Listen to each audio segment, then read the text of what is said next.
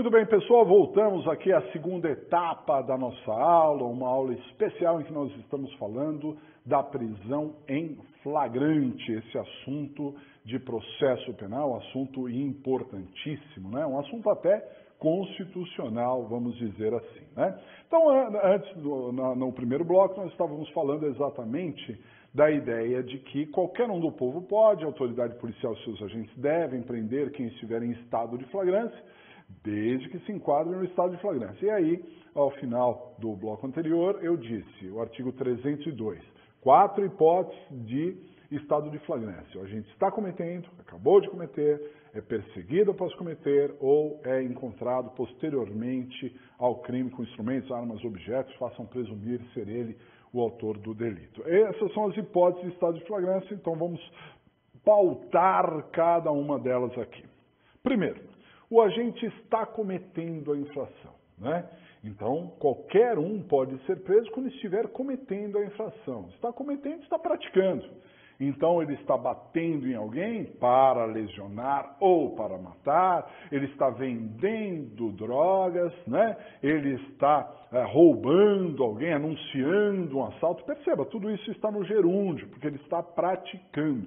E aqui nós temos uma questão muito importante, que é a questão dos crimes permanentes. O que é um crime permanente? Crime permanente é aquele cuja consumação se prolonga, se protrai no tempo, né? E um exemplo clássico, talvez o maior exemplo que nós temos, é o sequestro. O sequestro pode durar um ano inteiro e é um sequestro só, com uma única consumação. Enquanto a vítima estiver privada da sua liberdade, o crime está se consumando. Por quê? Porque o agente está sequestrando, não é? Então, se ele está sequestrando, passou um ano, a polícia encontrou o local em que o agente está em cativeiro, pode prendê-lo lá no local? Evidentemente, prender o agente? Pode prender. Por quê? Porque ele ainda está praticando. Ah, mas passou um ano, mas ele ainda está praticando, ele está cometendo a infração. E por isso, sem dúvida nenhuma, ele poderá ser preso em flagrante. Ok? Então essa é uma ideia fundamental. Cuidado, tem algumas pegadinhas, alguns crimes interessantes. Por exemplo, um furto. O furto é um crime permanente? Em regra, não. Né? Em regra, o furto é um crime formal, mas é um crime material ali, né, que se consuma imediatamente, mas na verdade ele pode ser permanente também. Quando a gente fala de furto de energia elétrica, por exemplo, nós temos ali uma permanência, enquanto o sujeito está desviando a energia elétrica, fazendo lá o gato, né? Hoje em dia se fala gato net, porque transfere inclusive os dados de internet ali. Temos um crime permanente que possibilita a prisão em flagrante a qualquer tempo, ok? Cuidado com isso. Então, a gente está cometendo, preso em flagrante. Segunda hipótese, acabou de cometer. Esse acabou de cometer não é acabou de cometer ontem, não é acabou de cometer há 2 horas.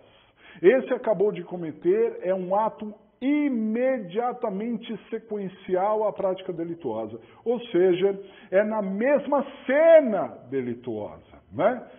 O sujeito atirou em alguém para matar, matou, a vítima já morreu, né? A fumaça do revólver está subindo ali ainda, né? Mas ele já matou, aí ele foi preso em flagrante, porque ele acabou de cometer. Imagine que o sujeito assaltou um banco. Aí ele saiu do banco. Quando ele saiu, a polícia o prendeu, não é? Ele acabou de cometer. Se fosse aquilo um filme, se nós estivéssemos filmando aquilo ali, nós veríamos a pessoa lá dentro do banco e ela saindo para fora do banco e foi presa. A mesma cena delituosa. E isso possibilita a prisão em flagrante, sim, não é? Porque o sujeito, ele acabou de cometer.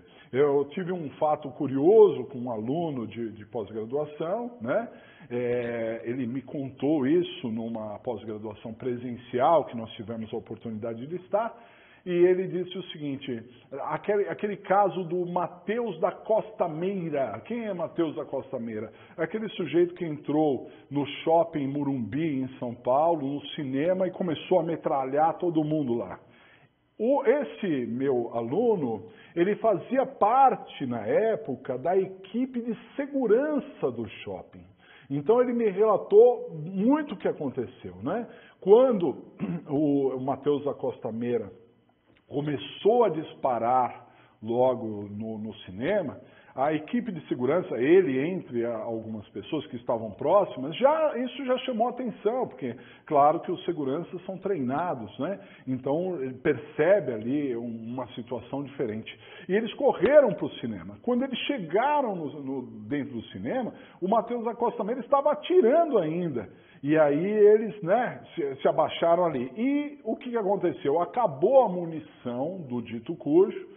E, segundo o relato desse meu aluno, ele estava recarregando, porque ele iria recarregar para continuar aquilo que ele começou.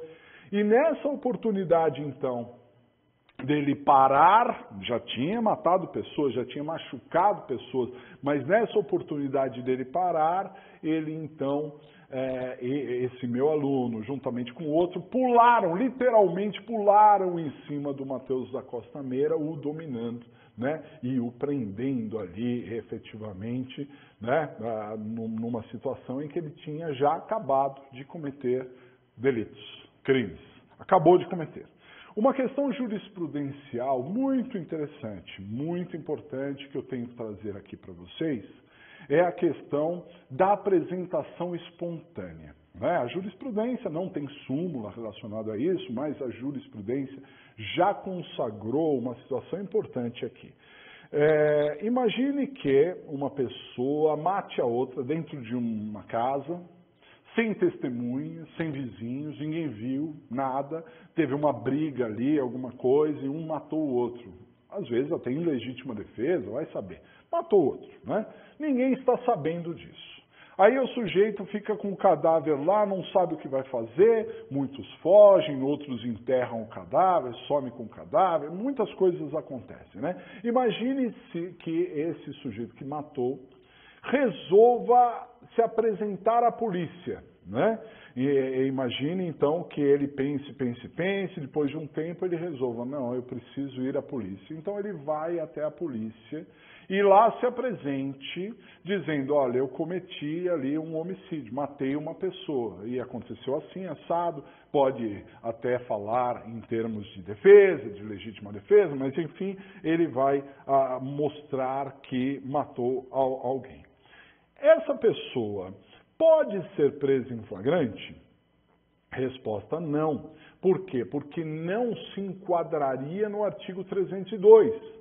Quando ele se apresentou espontaneamente à autoridade policial, ele não estava cometendo, ele não tinha acabado de cometer, eu acho que essa é a maior sede de dúvidas que pode gerar aqui, né? Mas ele não tinha acabado de cometer, não, porque já tinha ficado no passado, numa outra cena, lá na casa, houve um deslocamento, houve um transpasse temporal ali, né?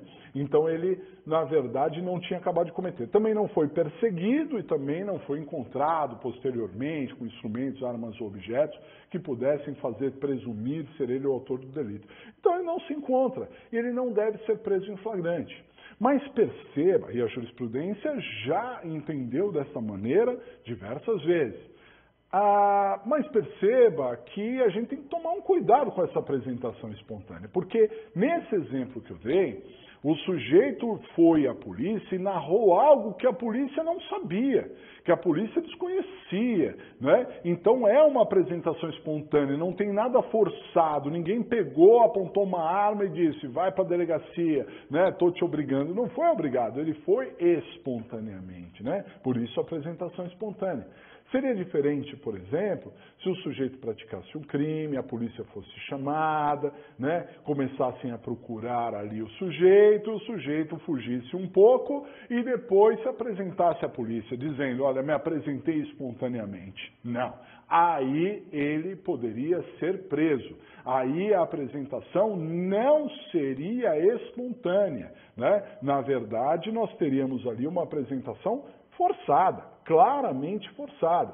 O sujeito ele se apresentou ali, por quê? Porque a polícia estava no encalço. Se ele não fosse preso naquele momento, ele poderia ser preso em qualquer momento posterior.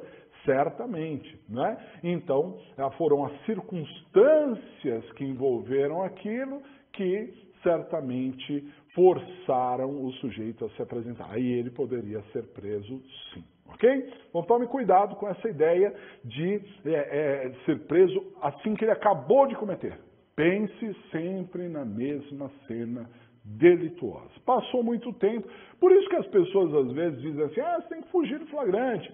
Se você fugir 24 horas, 48 horas, você fugiu do flagrante. Na verdade, a lei não determina um prazo em que a pessoa poderia ser presa em flagrante. Mas, evidentemente, que passados 24 horas, passados 48 horas, passado uma semana, nós não teríamos mais essa questão de queimar, né? Eu falei para vocês que o flagrante é algo que está queimando, né? Que está acontecendo. Então, depois de uma semana, depois de 2 dias, ele não está cometendo, ele não acabou de cometer, porque ficou para trás, ele não foi perseguido, né? E ele não foi encontrado espontaneamente com instrumentos, armas, objetos. Então, certamente ele fugiria, entre aspas, do flagrante. Só que vale destacar que a pessoa pode até fugir do flagrante, mas não vai fugir do processo, né? Porque a investigação pode se delinear sem que ele tenha sido preso em flagrante mesmo, tá certo?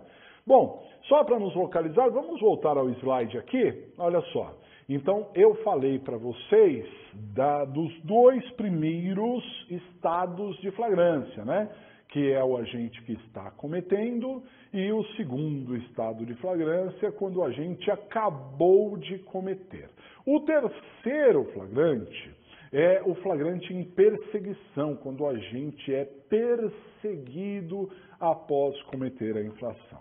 Esse flagrante em perseguição é chamado pela doutrina de quase flagrante ou flagrante impróprio, né? Flagrante impróprio ou quase flagrante. Se aparecer aí em algum concurso que eventualmente você venha fazer, saiba que é o flagrante em perseguição.